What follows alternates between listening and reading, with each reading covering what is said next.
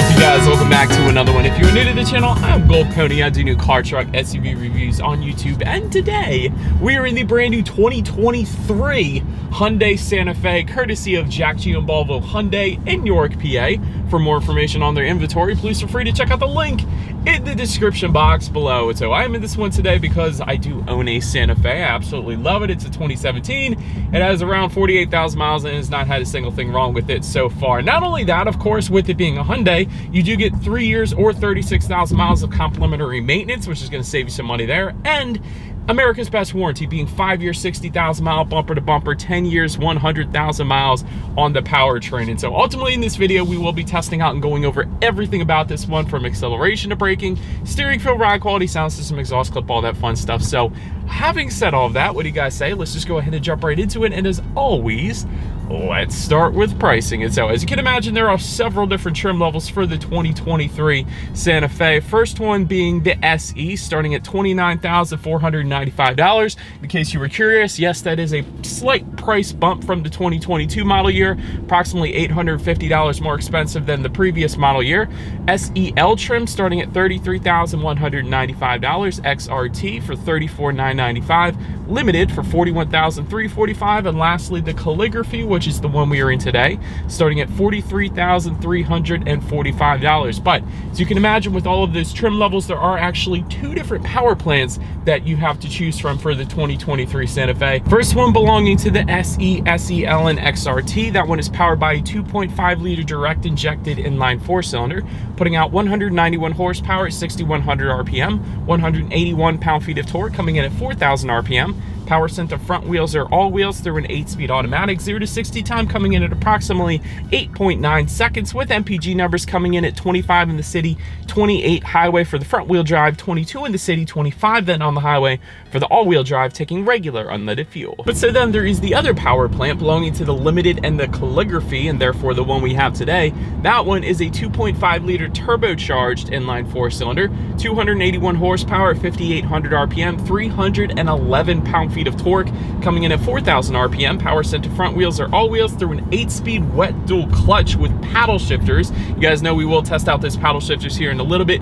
0 to 60 time coming in at approximately 6.2 seconds. It's very impressive for an SUV, with MPG numbers coming in at 22 in the city, 28 in the highway for the front wheel drive, 21 in the city, 28 also on the highway for the all-wheel drive, taking regular unleaded fuel. Yet again, that's pretty impressive. But before we do any kind of fun paddle shifter or acceleration test here in the Santa Fe, I wanted to mention to you guys the drive modes. There's actually a circular dial located just to the right of the shift buttons. Yes, there's not a traditional shifter in the Santa Fe. They are simply buttons. There's D for drive, P for park, and for neutral or for reverse. So just press the button. That's how you're going to go. But circular dial is going to adjust the drive modes. Those drive modes will include comfort, sport, smart, and snow, adjusting things like the shift points, the throttle response, the steering sensitivity, and the all-wheel drive system engagement as well. So did want to also mention though, there's a lock button in the middle of that circular dial. That is going to be your all-wheel drive lock. It comes with an 8-track all-wheel drive system, meaning you have the ability to set it in full-time all-wheel drive. Let's say if it's snowing out here in Pennsylvania,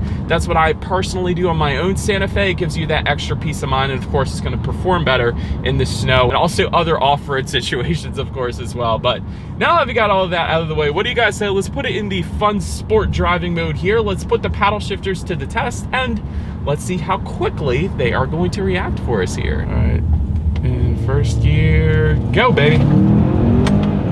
Quick. All right, they're pretty quick. Not the very quickest I've ever tested, because that belongs to Maserati and Mercedes-Benz, things like that, but still, insanely quick paddle shifters, and that's due in part because we have a wet dual clutch. Typically, if you get a wet dual clutch, or any kind of dual clutch for that matter, you're gonna have very quick response times for the paddle shifters, and that's certainly the case in the Santa Fe. As opposed to the 8-speed automatic, maybe in the non-turbocharged engine, you're not gonna get as quick of paddle shifter reaction times, because I have that particular transmission in my Sonata, and it doesn't have that quicker paddle shifter reaction times. But still, I love that they're quick in the wet dual clutch, so I gotta give it credit for that. So that's super cool. But anyways, now that we got that out of the way, what do you guys say? Let's find another straightaway. Let's put the acceleration here to the test, and let's see how quickly we can get our new 2023 Hyundai Santa Fe here up to speed. All right, this thing wants to go. A little bit of a rolling start, guys, but off it goes. Oh! Okay, all right. That'll definitely get the job done, man. Not gonna have any issues emerging onto the highway. That initial get up and go definitely throws your headrest in, definitely throws your head into the back of the headrest. And quite honestly, there wasn't any turbo lag either. You do get that sometimes with turbocharged 4-cylinders specifically, but there was none of that here in the Hyundai Santa Fe. So big fan of that. But anyways, now having got that out of the way, braking is equally important. So up front, you will find 12.8-inch ventilated front discs. In the back, 12-inch solid rear discs. As far as that 60-0 stopping distance goes, it actually comes in at a very impressive 117 feet. And I say very impressive because I know my Santa Fe back in 2017, not even the XL by the way, so it's a 3-row, but still my Santa Fe has a very soft braking feel, and I think the braking distance is like 132. So Hyundai has substantially improved the 60-0 distance on the Santa Fe, which is definitely a good thing. I just came out to a red light there. It's still relatively soft braking feel, which is kind of what you would expect for an SUV, but it's certainly not as bad as my personal Santa Fe, so I don't mind the braking. And still, that 117-foot number, that basically gives you peace of mind right there. So that's definitely going to bring this thing to a stop very, very quickly. So big fan of that. But anyways, then touching on suspension and handling, up front you're going to get a McPherson strut front suspension.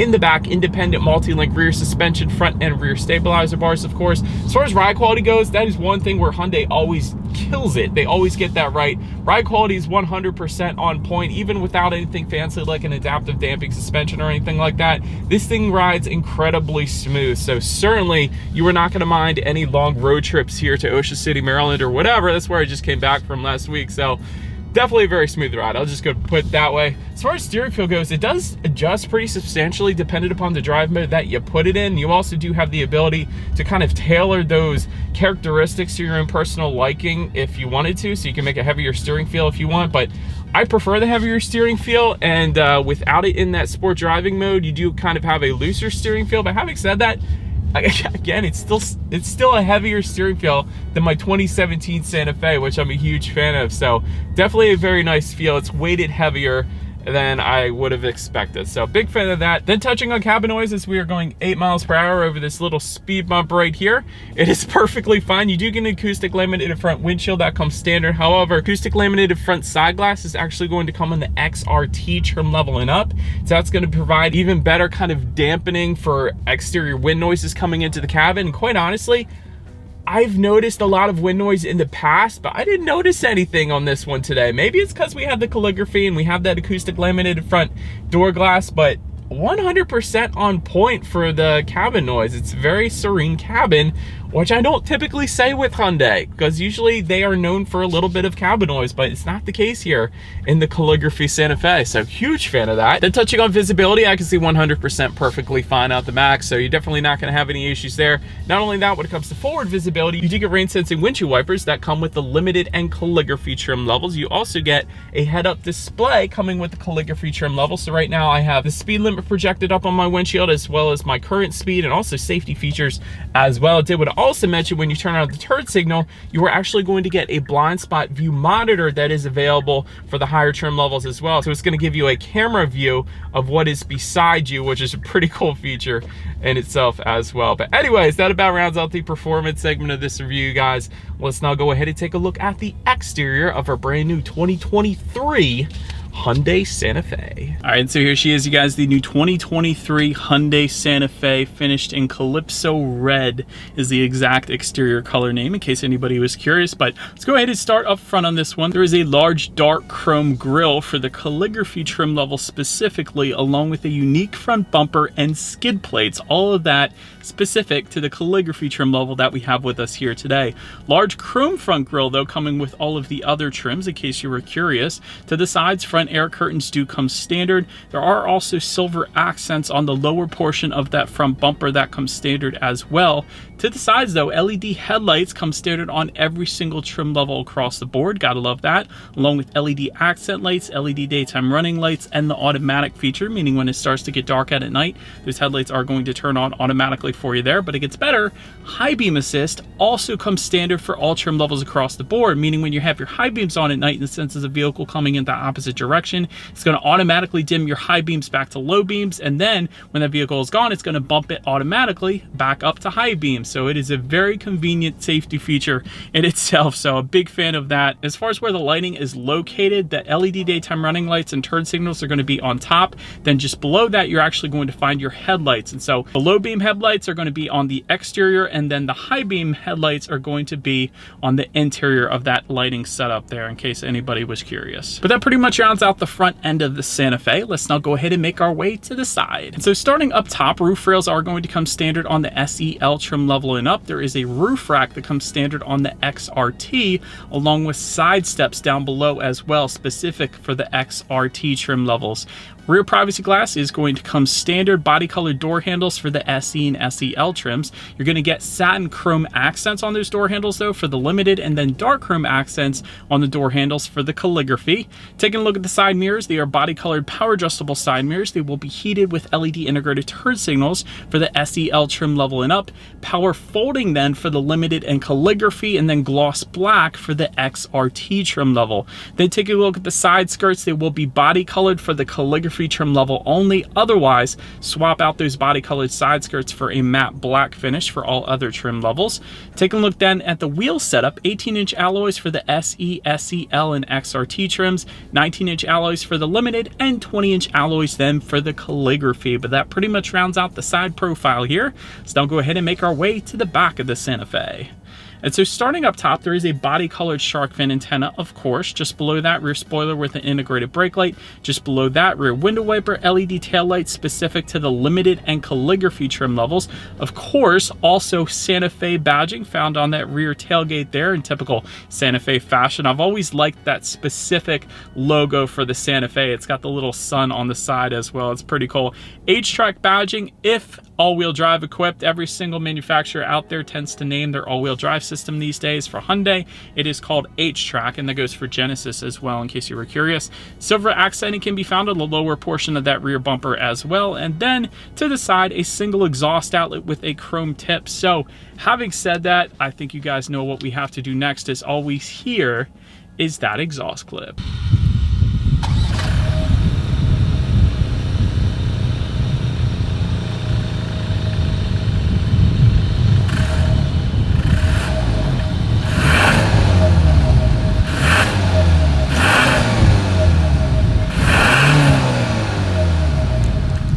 So now, since we are around to the back, when it comes to opening that rear tailgate, it is a hands-free smart tailgate for the limited and calligraphy trim levels. But once opened up, cargo capacity comes in at 36.4 cubic feet. If that was not enough space, there is a 60-40 split, meaning the rear seats do fold down, bumping that up to 72.1 cubic feet then. Do want to also mention, since we are back here, there is in-floor storage with 2 sections to it. This is one of my favorite parts. So the section towards the actual part where you put things in, there's a little bit of storage, but then there's also that tire inflator kit. But then further up in the cargo area, there is a massive in-floor storage section with, it's kind of compartmentalized into 3 different sections as well. I absolutely love that. That is a huge deal for me particularly. Power folding second row is going to come with the limited and calligraphy trim levels. There's cargo lighting back there, grocery bag hooks, tie-down anchors. There is a cargo cover, and then a 12-volt power outlet as well. And so then making your way up to the rear legroom, that is going to come in at 41.7 inches. That is insanely impressive. For reference, I'm even 6 feet tall. This is how much space I have back there. Rear ventilation does come standard. There is a rear center armrest with cup holders as well. Reclining rear seats, that was pretty cool. Heated rear seats will actually come standard on the limited and calligraphy trim levels. Dual rear USB charging ports also coming standard. There is also a 115-volt power outlet available. That was surprising to see. And rear window sunshades do come standard on the limited and calligraphy trim levels only then. So then making our way up to the front seats, manually adjustable cloth seating for the SE, 8-way power driver seat with power lumbar for the SEL trim level and up, heated front seats for the SEL trim level and up yet again, leather seating for the limited and calligraphy, and this is really where the seating gets good. So for those 2 particular trim levels, you also get 4-way power lumbar adjustment, driver seat leg cushion extension, 8-way power adjustable passenger seat, ventilated front seats, memory settings, all of those coming with just the limited and calligraphy. And so since we have one of those trim levels, seating was incredibly comfortable. I will say that with all of the adjustments available, definitely not going to have any issues taking the Santa Fe on a long road trip, as I just got done doing, actually, to Ocean City, Maryland in my 2017 Santa Fe. But so then taking a look at the steering wheel, it is tilt and telescoping. It is leather wrapped for the limited and calligraphy, and then heated for the limited and calligraphy as well. So definitely a fan of that. Take a look at the startup. Let me start by showing you guys the key here. You have quite a bit of buttons on this key, I will say that.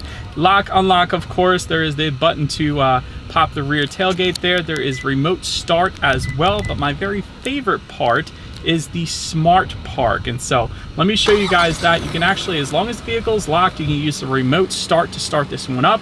And then if you hold down that smart park button, the vehicle will either pull in or pull out of a spot for you. So if somebody parks too close to you, you can simply pull your vehicle out without having to actually get in, and then let it go when you want it to stop, or it's automatically going to stop if it senses an object or a person in the way, of course, as well. So I love that feature. It's different, and I am a huge fan. But keyless entry with the push button start is going to come on the SEL trim level and up. So for this case, all I'm going to do is simply put my foot on the brake and press that engine start button. And so once started up, analog gauges do come standard. However, with the limited and calligraphy, yet again, there is a 12.3-inch digital gauge cluster that does come standard. So with that digital gauge cluster, you can completely change the look with the driving modes. For example, if you put it in the sport driving mode, you're going to get kind of a carbon fiber or checkered kind of pattern with some red hues. Otherwise, it is going to be the standard setup. And that's pretty much the differentiation when it comes to changing the look of the gauges. And of course, there are also steering wheel mounted controls found on the right side of the steering wheel, which allows you to display different things like outside temperature, how many miles you have left until you hit empty, when you need your next oil change, the list goes on. So pretty much everything you could possibly want on the gauges up there. But then making our way to overall interior quality, there is a panoramic sunroof for the limited and calligraphy trim levels only.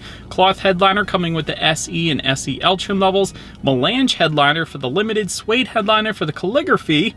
A lot of different headliners there, and I absolutely love the suede headliner that we have in our calligraphy here today. LED interior lighting with the limited and calligraphy, interior accent lighting for the calligraphy as well.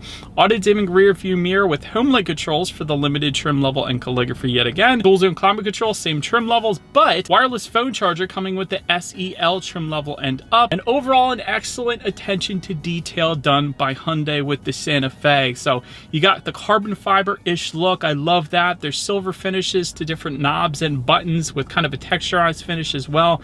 Definitely didn't overlook anything. So not to mention the 64 colors of ambient lighting. I also almost forgot to mention that as well. So plenty of a very nice interior quality here in the Santa Fe. But now let's go ahead and make our way to the infotainment screen. 8-inch color touchscreen display for the SE and SEL. 10.25-inch color touchscreen display for the limited trim level and up. But I will say, either way, you get Bluetooth and audio streaming, Android Auto and Apple CarPlay coming standard as well. Actually, wireless Android Auto, Apple CarPlay specifically for the SE and SEL trim levels, oddly enough. So the bottom trim levels get the wireless Android Auto, Apple CarPlay. So that is interesting. But nonetheless, factory navigation system coming with the 10.25-inch screen. There is a quiet mode, which shuts off the speakers in the back and limits the speakers in the front, perhaps if your kids are sleeping in the back. So that's pretty cool. Voice intercom system. The Palisade has that as well. I always like playing around with that. It projects your voice into the back. Voice memo system, if you wanted to record your voice and then play it back at a later date so you didn't forget anything. Climate control settings can be found up there, and of course your radio information as well. So when it comes to the sound system, 6 speakers is going to come with the SE, SEL, and XRT trims. Then there is a 12-speaker Harman Kardon sound system for the limited and calligraphy trims. So having said that, I do believe you guys know what we have to do next. Let's go ahead and turn on the radio, see what we got playing today, and let's test out the clarity of this one. All right, tons of bass, definitely a bit going on when it comes to the bass. Clarity was perfectly fine. Honestly, Harman Kardon always does a good job, so that sound system for the Santa Fe is perfectly fine. And so the last thing I wanted to mention to you guys on the infotainment screen is when you do put the Santa Fe in reverse, you will find a rear view camera coming standard across the board, but if you were to go with the limited or calligraphy, you will also get a surround view monitor giving you that bird's eye view as well, which is always going to lead us into safety. And so first, let me start with the very best part, IIHS Top Safety Pick Plus, which is the very highest designation given by IIHS, so that pretty much says it all right there. Front side curtain airbags do come standard. In the back, you're going to have latch, aka lower anchors and tethers for children for the rear car seats, rear child door locks, tire pressure monitoring system, but also coming standard. Blind spot collision avoidance assist system, rear cross traffic alert, rear occupant alert, forward collision avoidance assist with pedestrian and cyclist detection, adaptive cruise control with stop and go, lane keep assist, driver attention warning system, safe exit assist, and lane following assist as well. That's a heck of a lot of standard safety features there. Then if you were to go with the limited or calligraphy, that is going to add to that front and rear parking sensors and highway driving assist as well, which essentially is Hyundai's level 2 autonomous driving system. But overall, when it comes to my final thoughts, the tech on this thing is absolutely great. Huge fan of that. IHS Top Safety Pick Plus, that's also pretty huge. That's the very best safety rating you could possibly get by IHS, so that pretty much says it all right there. Very powerful turbocharged engine, plenty of pickup in this thing. America's best warranty as well. You get 10 years, 100,000 miles on the powertrain, so it's definitely peace of mind there. You get 3 years of free maintenance, so you don't got to pay for the oil changes and tire rotations, things like that for the first 3 years. As far as room for improvement goes, really the only thing I can think of is wireless Android Auto, Apple CarPlay for the upper trim levels, but other than that, this thing is pretty much on point. And so, but that is about it for this one, you guys. Thank you so much for watching. Feel free to follow me on social media at the bottom of the screen if you want to see what's coming next on the channel. Before it gets to YouTube, be sure to hit the subscribe and the bell notification button if you're into new car reviews. That is what we do here on this channel after all. Do appreciate you guys watching more than you know, and I will see you guys all in the next video. Stay gold.